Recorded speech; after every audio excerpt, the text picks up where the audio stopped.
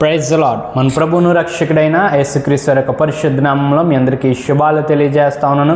I greet you all in the precious name of Jesus Christ. దేవుని వాక్యంలో నుంచి అనేకమైన విషయాలు మీతో మాట్లాడడానికి ప్రభు చూపిస్తున్న కృపను బట్టి నేను చాలా ఆనందిస్తా ఉన్నాను. ఈరోజు మనం మాట్లాడుకోబోయే విషయాన్ని బట్టి నేను చాలా ఆనందపడతా ఉన్నాను. జగద్విజయానికి జయప్రవేశము. ఈరోజు ఏంటి? మట్టల ద్వారం. దేవుని వాక్యాన్ని చక్కగా ఆలోచన చేసినప్పుడు ఈ మట్టల ద్వారం కొరకు మనము ఆలోచన చేస్తూ ఉంటే బైబిల్లో ఉన్న 4 సువార్తల్లో దీని గురించి మనం చూడొచ్చు.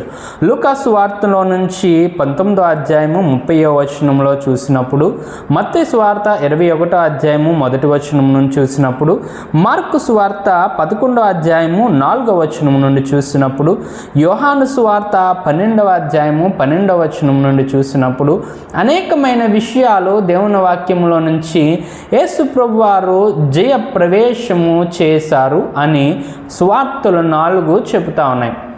ఆయన జయప్రవేశము చేసినప్పుడు కొన్ని విషయాలు మనము చక్కగా పరిశీలన చేస్తూ ఉన్నప్పుడు అక్కడ కొన్ని మాటలు మాట్లాడుతూ ఉన్నారు. అక్కడ జరుగుతున్న విషయాలను మనం 4 సువార్తల్లో జరుగుతున్న విషయాలను వారి క్రమంలో వారు వివరించినప్పుడు వారు వివరించిన సమస్తమైన వాటిలో మరి ముఖ్యమైన విషయం ఏంటి అని ఆలోచిస్తుంటే, మత్తయి గారు అంటున్నారు బెత్పగేకి వెళ్ళారు. బెత్పగే అనే ప్రాంతంలో వారు అక్కడ కట్టబడిన గాడిద పిల్లను వారు విప్పినట్టుగా, వారు విప్పుతూ ఉంటుండగా ఆ గాడిద యొక్క యజమాని లేదంటే చూసిన వారు దీనిని ఎందుకు విప్పుతున్నారు అని అడిగినట్టుగా, వారు ఇది ప్రభువుకి కావాలి అని వారు చెప్పినట్టుగా, వారు చెప్పగానే వారు విడిచిపెట్టినట్టుగా వారు విప్పి తీసుకువచ్చి దాన్ని శుభ్రపరిచి వారి బట్టలు దాని మీద వేసినప్పుడు దాని మీద యేసు ప్రభువు వారు కూర్చొని యెరూషలేమునకు జయప్రవేశము చేసినట్టుగా మనం చూస్తూ ఉన్నాం.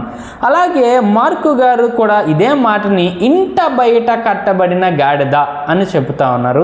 అలాగే లూకా గారు చూస్తూ ఉన్నప్పుడు లూకా గారు కూడా కట్టబడిన గాడిద అని చెబుతా ఉన్నారు. యోహాను గారు చూస్తూ ఉన్నప్పుడు వారు ఆ గాడిదను తీసుకొని వచ్చి దాని మీద వారి బట్టలుంచి వారు ఆ బట్టల మీద యేసుప్రభు వారిని ఎక్కించి వారు జయప్రవేశము చేస్తూ వారు స్తుతిస్తూ ఉంటుండగా అక్కడ అనేకులు కూడి వచ్చి ఖర్జూరపు మట్టలు చేత పట్టుకొని వాటిని ఊపుతా యేసుప్రభు వారిని స్తుతిస్తూ ఉన్నట్టుగా మనం దేవుని వాక్యంలో చూడొచ్చు. ఈ మాటను మనం చదువుతూ ఉన్నప్పుడు అనేకమైన విషయాలు మనం చక్కగా చూడొచ్చు. ఇక్కడ దేవుని వాక్యంలో అనేకమైన విషయాలు చెబుతూ ఉన్నాడు. మత్తయి సువార్తలో మనము 21వ అధ్యాయము 9వ వచనంలో చూస్తున్నప్పుడు, జన సమూహంలో ఆయనకు ముందు వెలుచుండిన వారును వెనక వచ్చుచుండిన వారును దావీదు కుమారునికి జయము, ప్రభు పెరట వచ్చి వాడు స్తుతింపబడిన గాక, సర్వోన్నతమైన స్థలములలో జయము అని కేకలు వేయుచుండిరి. ఆయన యెరూషలేములోనికి వచ్చినప్పుడు పట్టణమంతయు ఆయన ఎవరో అని కలవరపడెను అని ఈ విషయాలు మనం చూస్తూ ఉన్నప్పుడు ఇప్పుడు మన కొన్ని విషయాలు మనం చూడాలి. ఈ విషయాలు ఏంటి అని ఆలోచన చేస్తాం. మొట్టమొదటిది కట్టబడిన గాడిద, రెండవది వారు దేవుణ్ణి స్తుతిస్తూ ఉన్నారు, మూడవది అక్కడ జరుగుతున్న విషయము వారు ఖర్జూరపు మట్టలు వారు దానికి త్రోవలో పరుస్తూ ఉన్నారు, లేదంటే ఆ చెట్టు కొమ్మలు అని పరుస్తూ ఉన్నారు, లేదంటే వారు వస్త్రాలు తీసి పరుస్తూ ఉన్నారు. నానా విధాలైన వాటికి ముందుగా పరుస్తున్నట్టుగా మనము దేవుని వాక్యాన్ని బట్టి చూడొచ్చు. ఈ వాక్యాన్ని చక్కగా మనం ఆలోచన చేస్తూ ఉన్నప్పుడు ఈ మట్ల ఆదివారం రోజు నుండి ఒక పవిత్రమైన వారముగా లేదంటే పరిశుద్ధ వారముగా క్రైస్తవ సమాజం ఆచరిస్తూ ఉంటుంది. ఈ రోజు నుంచి ఒక్కొక్క రోజు ఒక్కొక్క విషయాన్ని వివరించుకుంటా అక్కడ జరుగుతున్న విషయాలు, యేసుప్రభు వారు సిలువకు దగ్గరవుతున్న విషయాలు మనం ఆలోచన చేస్తూ ఉన్నప్పుడు మట్ల ఆదివారము అతి ప్రాముఖ్యతను చోటు చేసుకున్నట్టుగా మనం చూడొచ్చు. యేసుప్రభు వారు జయప్రవేశము చేస్తూ ఉన్నప్పుడు బెత్పగే అనే ప్రాంతానికి వెళ్ళినప్పుడు శిష్యులతో అంటున్నాడు, ఎదుటినున్న గ్రామంలోనికి మీరు వెళ్తే ఆ ఎదుటినున్న గ్రామంలో కట్టబడిన గాడిద కనిపిస్తుంది, దాని గాడిద పిల్ల కూడా కనిపిస్తుంది, మీరు దాన్ని విప్పి తోలుకొని రండి. మీరు దాన్ని విప్పుతూ ఉన్నప్పుడు ఎవరన్నా ఇది ఎందుకు విప్పుతున్నారు అని అడిగితే ఇది ప్రభువునకు కావాల్సింది అని మీరు చెప్పండి అని చెప్పినప్పుడు శిష్యులు వెళ్ళారు. వారు వెళ్ళి దానిని చూశారు, దానిని విప్పుతూ ఉండగా దాని యజమానుడు అడిగాడు, ఇది ప్రభు నాకు కావాల్సిందని చెప్పగానే వాడు తోలిపెట్టాడు. దాన్ని వారు తీసుకొని వచ్చారు. దాని మీద వారు బట్టలు వేసి యేసు ప్రభువారిని ఎక్కించి వారు ఊరేగిస్తూ లేదంటే జయోత్సాహం పలుకుతూ యెరూషలేములోనికి వచ్చినట్టుగా మనం సువార్తల్లో చూస్తూ ఉన్నాం. ఇదేంటండి గాడిద అని ఆలోచన చేస్తూ ఉన్నప్పుడు ఈ రోజుల్లో మనము గుర్రాలను వాడుకగా చూడొచ్చు, కానీ మనుషులు ఎక్కడానికి పూర్వకాలంలో బైబిల్ గ్రంథంలో చెప్పబడినట్టుగా మనుషులు వారు ప్రయాణము చేయడానికి గాడిదలను విరివిగా వాడేవారు అని దేవుని వాక్యంలోని చరిత్రలోను కూడా చూడొచ్చు. అలాగే ఆ ప్రాంతానికి ఎవరైనా గొప్ప వ్యక్తులు, ఒక రాజస్థానంలో ఉన్నవారు లేదంటే ఒక చక్రవర్తి అయిన వాడు ఆ ప్రాంతానికి వెళ్ళినప్పుడు వారు ఘనంగా గాడిద మీద వారిని ఎక్కించి దాని చుట్టూ వారు జయోత్సాహాలు పలుకుతూ వారిని ఆహ్వానించడం అనేది అక్కడ మనం చరిత్రలో కూడా చూడొచ్చు. ఇలాంటి విషయాల్లో యేసు ప్రభువారు ఒక ప్రవక్తగా, వారి మధ్యన ఒక బోధకునిగా, ఒక దేవుని వాక్యాన్ని వారికి బోధించేవాడిగా, రబ్బీగా వారి ముందుకు వెళ్తూ ఉన్నప్పుడు లేదంటే మెస్సయ్యగా వారి మధ్య వారు వెళ్తూ ఉన్నప్పుడు ఆయన చేసిన ఆశ్చర్య కార్యాలను వారు కొనియాడిరి అని దేవుని వాక్యం సెలవిస్తూ ఉన్నది. అంటే దే ప్రైజింగ్ గాడ్, దేవుని వారు స్తుతిస్తూ ఉన్నారు, దావీదు కుమారునికి జయమని పలుకుతూ ఉన్నారు.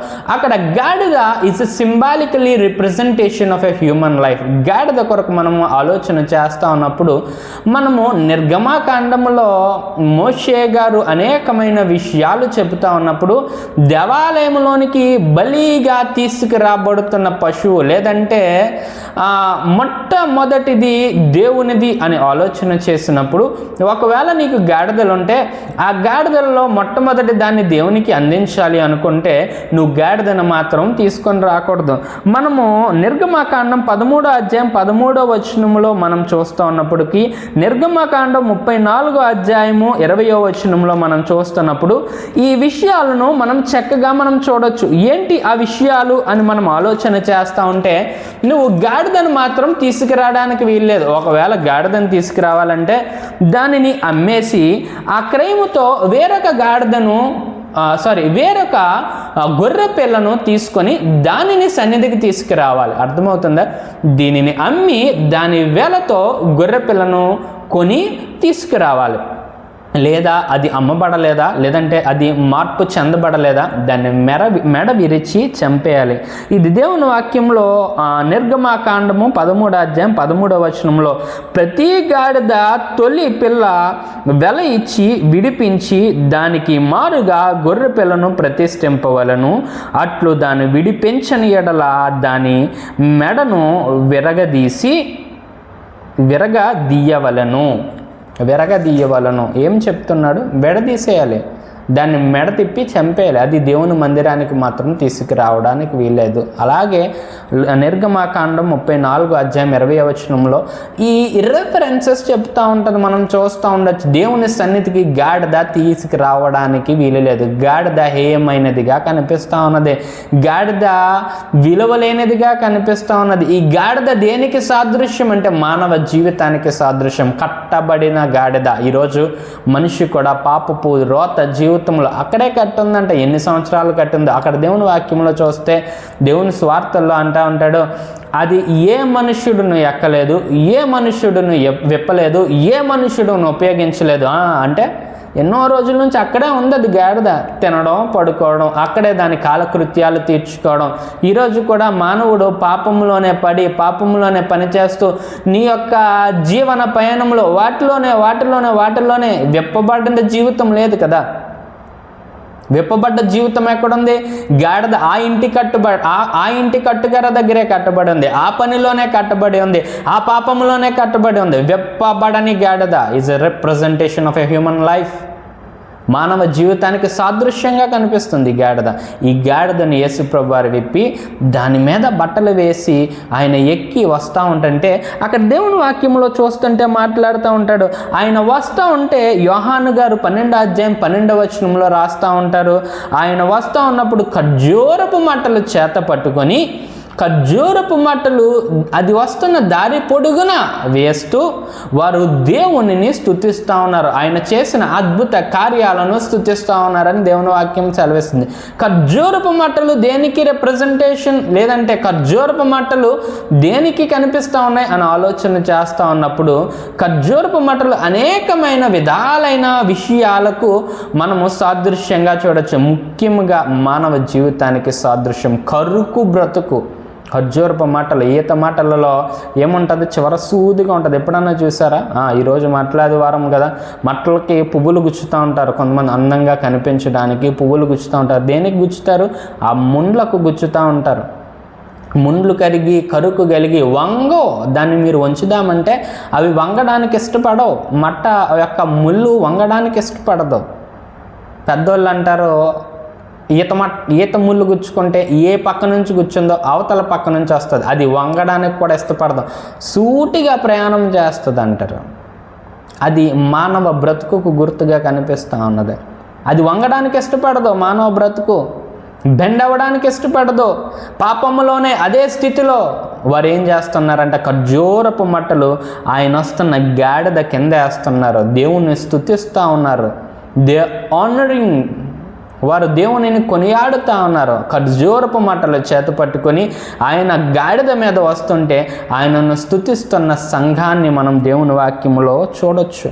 అలాగే కీర్తనాకారుడు కూడా 92వ కీర్తన 12వ వచనంలో దేవుని వాక్యమే చెప్తుంది, నీతిమంతులు ఖర్జూర వృక్షము వలె ముగవేయదు. ఖర్జూర వృక్షము మానవ జీవితానికి, మానవ బ్రతుకుకు సాదృశ్యంగా ఉన్నది. గాడిద తృణీకరించబడింది, మానవ బ్రతుకుకు సాదృశ్యంగా ఉన్నది. ఈరోజు నువ్వెలా ఉన్నావు? ఈరోజు ఈ యొక్క మట్టలాదివారం దేనికి సాదృశ్యంగా కనిపిస్తుందంటే, ప్రకటన గ్రంథము 7వ అధ్యాయం 9వ వచనంలో చూస్తూ ఉన్నప్పుడు దేవుని వాక్యం చెబుతూ ఉన్నది. ప్రకటన గ్రంథంలో గొప్ప జన సమూహము కనిపిస్తుంది. వారు తెల్లటి వస్త్రములు ధరించుకొని ఉన్నారంట. వారు ఖర్జూరపు మట్టలు చేత పట్టుకొని ఉన్నారు. ఖర్జూరపు మట్టలు చేత పట్టుకొని దేవుని సన్నిధిలో, దేవుని సింహాసనం ఎదుట స్తుతిస్తూ ఉన్నారు. Rejoice in Christ. దేవునిలో సంతోషించడానికి, దేవునిలో ఆనందించడానికి, నూతన జీవితం పొందుకోవడానికి ఖర్జూరపు మట్ట ఒక సాదృశ్యంగా కనిపిస్తూ ఉన్నది. అలాగే లేవీకాండము 23వ అధ్యాయం 4వ వచనంలో చూస్తూ ఉంటే, మీరు దేవుని సన్నిధిలో ఖర్జూరపు మట్టలు పట్టుకొని 7 రోజులు దేవుని స్తుతిస్తూ ఆనందించాలి. ఈ విషయం కూడా చూస్తూ ఉన్నాం. ఖర్జూరపు మట్టలో నిత్య జీవానికి, దేవుని సన్నిధిలో దేవుని స్తుతించడానికి, దేవుని కొనియాడడానికి రిప్రజెంటేషన్గా కనిపిస్తూ ఉన్నది. నీ బ్రతుకుని దేవుని ఎదుట పెట్టి ఎత్తి పట్టుకొని, వారి నేలకు వంచలే, వాటిని ఎత్తి పట్టుకొని, ఇదిగో నా జీవితం. మనం పాడతాం కదా, ఇదిగో దేవా నా జీవితం, ఆ పాదమస్తకం నీకు అంకితం. దేవుని సన్నిధిలో, దేవుని ఎదుట ఈ మట్టలాదివారం దేన్ని సూచిస్తుందంటే, నువ్వు ఒకవేళ వంగని ఈత మట్టలాగా, వంగని ఈత ముళ్ళులాగా ఉన్నావేమో, దేవుని ఎదుట మోకరించు. దేవుని వాక్యం ఉంటుంది, నేను గడప దగ్గర ఉన్నాను. 2వ మట్టలాదివారం, 2వ దేవుని సన్నిధిలో మట్ట పట్టుకొని స్తుతించాలి. నీ ఆత్మను చేతబూని దేవుని సింహాసనం ఎదుట పరిశుద్ధుల సంఘంలో పాలివాడవై దేవుణ్ణి స్తుతించినట్టుగా, ప్రకటన గ్రంథం 7వ అధ్యాయంలో చూసినట్టుగా ఆ సంఘములో నువ్వు ఉండాలి. దేవుని వాక్యం అదే కోరుకుంటుంది. ఇంకా గాడిద వంటి బ్రతుకులో ఆ ఇంటి బయట కట్టబడి ఉన్నావేమో, ఎన్నాళ్ళు కట్టబడి ఉంటావు? విప్పబడు. యేసుప్రభువారు ఈరోజు నేను విప్పడానికి ఆయన యెరూషలేము జయప్రవేశం చేస్తూ ఉన్నాడు. అప్పటి వరకు దేవుని మందిరంలోనికి రాని గాడిద, అప్పటి వరకు దేవుని మందిర ద్వారము కూడా చూడని గాడిద వస్తుంది. ఎందుకు వస్తుంది? యేసుప్రభువారు అన్నాడు, గాడిద నీ బ్రతుకుని నేను మార్చబోతున్నాను, నీ మీద నేను ఎక్కబోతున్నాను. గాడిద అనుకుంటుందేమో, ఇంటర్నల్గా ఫీల్ అవుతుందేమో, ఏంటి ఇప్పుడు వరకు గాడిదను చూస్తే వెనకాల దాని తోకని పట్టుకొని లాగి దాన్ని పరిగెట్టించి రాళ్లతో కొట్టి దానితో అవహేళన చేసేవారే కానీ వేరేవారు ఎవరూ కనిపించరు. కానీ ఇప్పుడు గాడిదను చూస్తుంటే వారు వస్త్రాలు పరుస్తూ ఉన్నారంట, దాని మీద వేస్తూ ఉన్నారు, దాన్ని దారి పొడుగునా వేస్తూ ఉన్నారు, అది కింద అడుగు పెట్టకూడదని పచ్చటి ఆకులు వేస్తూ ఉన్నారు, వారి జీవితాన్ని వేస్తూ ఉన్నారు. ఈరోజు ఆ గాడిద వంటి బ్రతుకు, గాడిదకి విలువ ఎక్కడొచ్చింది? విలువ ఎక్కడది? మెడ విరిచి చంపేయాలి అని పాత నిబంధనలు చెబితే కొత్త నిబంధనలో ఇదే గాడిద, ఈ మానవ గాడిద విలువ పొందుకుంది. ఎక్కడ అంటే క్రీస్తు శిలువలో విలువ పొందుకుంది. ఈ గాడిదకు జీవం ఉంది. అప్పుడు వరకు పాపిగానే, పాపికి పరిహారం అనేది వాడు ఒక రక్త ప్రోక్షణ వలన లేదంటే వాని బలి వలన కలిగితే, ఇక్కడ యేసుప్రభు వారి శిలువలో తన సొంత రక్తం ఇచ్చి తానే స్వయంగా వచ్చి ఈ గాడిదకు విలువనిస్తూ ఉన్నాడు. గాడిద రా, నీకు విలువ ఇవ్వబోతున్నాను. అప్పుడు వరకు విలువలేని గాడిద. అప్పుడు వరకు అనుకుందేమో ఆ గాడిద, అమ్మా ఏంటి ఇప్పుడు వరకు మనల్ని కొట్టిన వాళ్ళు వెళ్ళేనా, ఇప్పుడు వరకు మనల్ని చేదరించుకున్న వాళ్ళు వెళ్ళేనా, ఇప్పుడు వరకు మనల్ని ఎప్పని, మన జాతిని ఎప్పని బ్రతుకుల్ని ఈరోజు ఏంటి వస్త్రాలు వేసి ఇంత చక్కగా తీసుకెళ్తున్న రీజన్ ఏంటి అంటే, తెల్ల అంటుందేమో ఈ విలువ నీది నాది కాదు, మన మీద ఎక్కడ చూసావు ఆయనది. మనము ఒకనికి ఒంగి ఉన్నాము చూసావు ఆయనది. ఈరోజు సంఘములో ఉన్న నీవు, గాడిద వంటి స్వభావము కలిగిన నీవు దేవునిని నువ్వు అవలంబించుకుంటే లేదంటే స్వీకరిస్తే, ఆయన నీతో ఉంటే, ఆ రోజు పనికిరాని గాడిద, విలువలేని గాడిద, తోసివేయబడిన గాడిద విలువ పొందుకున్నట్టుగా ఈరోజు నీ జీవితంలో కూడా దేవుడు విలువ ఇవ్వాలనుకుంటున్నాడు. నువ్వు ఏదో ఆలోచించేకు. దేవుని వాక్యం నీకేం చెప్తుంది? విలువలేని బ్రతుకులో విలువ ఇవ్వడానికి ఈరోజు ఆయన యెరూషలేములోనికి వస్తూ ఉన్నాడు. యెరూషలేము మందిరంలోనికి జయప్రవేశము చేస్తూ ఉన్నాడు. ఎందుకు? నీకు విలువ ఇవ్వడానికే. నిత్య నూతన జీవితంలో, నిత్య నూతన ఆశీర్వాదంలో ఆయన సింహాసనం ఎదుట నిన్ను చూడాలనే ఆయన ఎదుటికి రా, ఆయన సన్నిధిలో మోకరించు. నీ ఖర్జూరపు మట్ట వంగని ముళ్ళులు కలిగిన జీవితంలో దేవుని ఎదుట వాటిని పరిచి, నీ బ్రతుకును పరిచి ఆయన దగ్గర ప్రార్థించు. ఓ గాడిద, మార్పు చెందుతావా? కొంతమందికి గాడిద అన్న పదం ఎవరన్నా తిడితే కోపం వస్తుంది, కానీ దేవుని వాక్యం ఉంటుంది నువ్వు విలువలేని గాడిదవే. విలువ ఇవ్వడానికి యేసు ప్రభువు వారు ఈరోజు ఈ లోకానికి వచ్చారు. ఆయన విలువను పొందుకొని నీ బ్రతుకును మార్చుకో. ఆయన దగ్గర ప్రార్థించు, అయ్యా విలువలేని బ్రతుకులో విలువ దయచే, నీ సన్నిధి కృపలో నన్ను బలపరచు అని ప్రార్థన చేసుకుందాం. మహాగణుడా, పరిశుద్ధుడా, నీ ఉన్నతమైన శ్రేష్టమైన నామాన్ని బట్టి నీకు వేలాది స్తుతులు, వందనాలు. అయోగ్యులము, అపాత్రులము, ఎన్నికలేనంటి వారము, గాడిద వంటి స్వభావము కలిగి తృణీకరించబడిన బ్రతుకుల్లో ఉన్నామయ్యా. నీ సన్నిధిలో అలనాడు ఇంటి బయట కట్టబడిన గాడిదని విప్పినట్టుగా నీ వాక్యము ద్వారా మమ్మల్ని విప్పండి, బలపరచండి, సహాయము దయచే. అలాగే ముండ్లు కరుకు బ్రతుకులో ఉన్న మమ్మల్ని నీ సన్నిధిలో నిన్ను స్తుతించి ధన్యత కలిగి పరమ యెరూషలేములో నూతన సంఘములో నూతన వస్త్రములతో స్తుతిస్తున్న ఆ సముఖములో మమ్మల్ని పరివారిగా చేయండి, బలపరచండి, నీ ఆశీర్వాదముతో నింపండి. ఇది మొదలుకొని నిరంతరము మేము నీ సన్నిధిలో ఉత్సహించి సంతోషించినట్టుగా నీ దీవెన కుమ్మరించండి, బలపరిచి ఆశీర్వదించండి. యేసే అతి శ్రేష్టమైన పరిశుద్ధమైన నామములో అడిగి ప్రార్థించి వేడుకొంచున్నాము తండ్రి, ఆమేన్.